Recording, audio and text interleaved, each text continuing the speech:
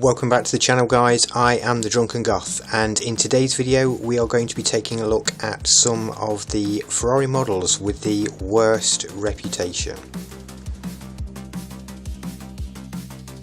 So it will possibly be no surprise that the first on this list is the Mondial QV.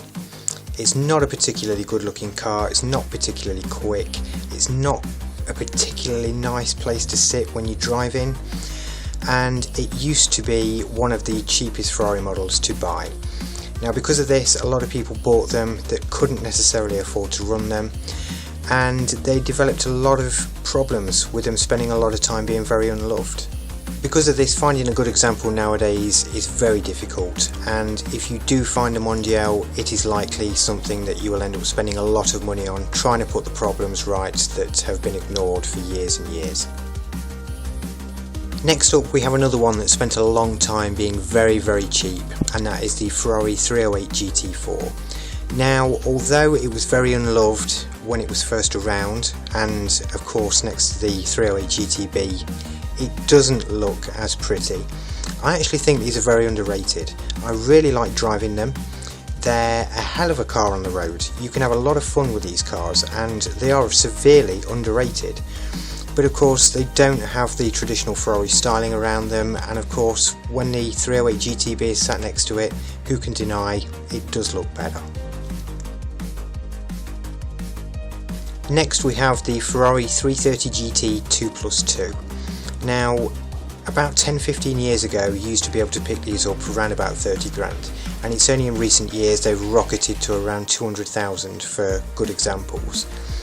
But I can see why these spent a long time being unloved and a long time being unpopular.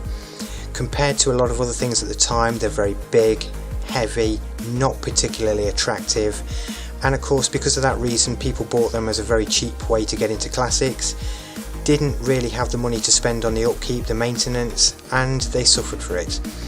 And it is one of the reasons the restoration market is going so well now, because there's that many 330s out there that need a lot of work doing to them.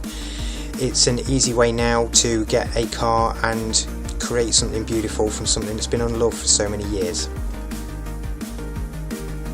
Next we have my least favourite Ferrari, the 400i.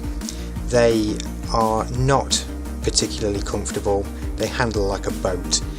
The engines, with the engine they have, they don't particularly pull very well, and the automatic gearbox really does not do the car justice. That combined with the styling, I've never been a fan of the styling, it doesn't really look an attractive car, and again with it being one that's spent a long time being a very cheap car, they've suffered from lack of maintenance, owners that never really cared about them, and they suffer with a lot of problems nowadays. Finally, we have the Ferrari 456, another one that spent quite a while being at the cheaper end of the Ferrari models. Now, it could have been a great car, as it's a four-seater version of the 550 essentially. However, the suspension is different, it has the automatic gearbox, which I really am not a fan of, and it's not a comfortable place to be, it doesn't feel planted on the road, and they tend to develop a lot of problems, usually electrical, usually with the sensors, again more than likely because they've spent a long time being very unloved with them being as cheap as they were. Well, that is it for today's video, guys. If you enjoyed the video, please drop a like on it, please subscribe to the channel, and I will see you all on the next one. Bye bye.